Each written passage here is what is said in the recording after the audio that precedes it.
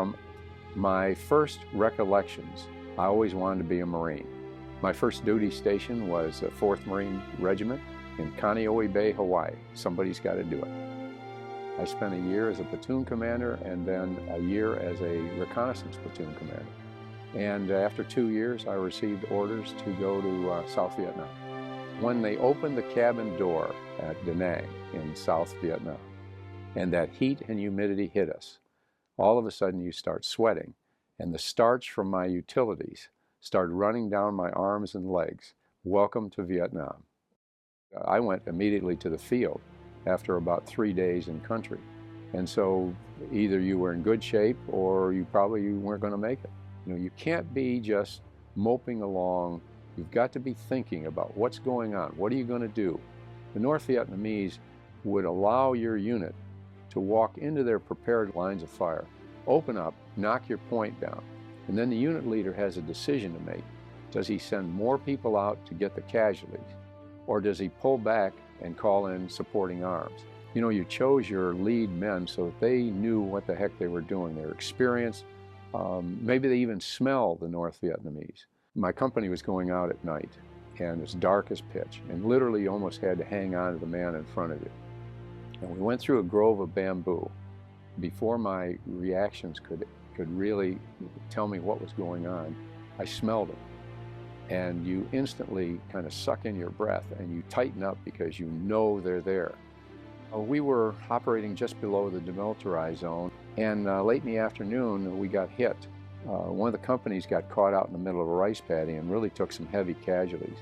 And the North Vietnamese actually came in and penetrated the battalion position and were actually shooting Marines in their pits. And I lost 20 men in the space of about not more than a minute and a half. And the next morning, I went up to join a company that just had its lead element shot down. I came up on its flank with 2 tanks to try and take some of the pressure off, and they hit us.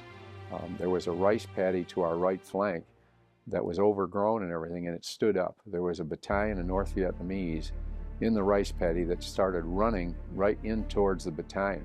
From that time, which was probably early afternoon till about 2 or 3 o'clock in the morning, we were fighting for our lives. There's no question about it. I hadn't eaten in about 2 days. I hadn't slept probably 2 or 3 hours in all those 2 days, and so you can imagine what your body is experiencing. And I can remember seeing friends of mine and looking at them and saying, "My God, you survived." In December of 1967, I found out that instead of being in the demilitarized zone where we'd had that terrific fight, we were going to Khe Sanh. I thought, wow, okay, finally get out of that mess. The North Vietnamese had dug these bunker complexes around Khe Sanh so that when the siege started, all they had to do was move their troops in from Laos, get into bunker complexes, and they were all set to close the ring around us. So on the 21st of January, moon was out. It was one of those nights where you're just sitting around with your company command group shooting the bull. And as we're doing this, all of a sudden I heard off in the distance, boom, boom, boom, boom, boom, boom.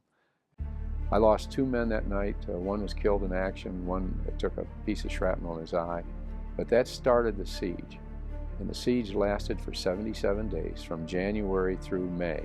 So you had about 6,000 people up there. It's estimated that we were invested by about 20 to 24,000 North Vietnamese. They averaged that there were 300 flights of fixed wing every day.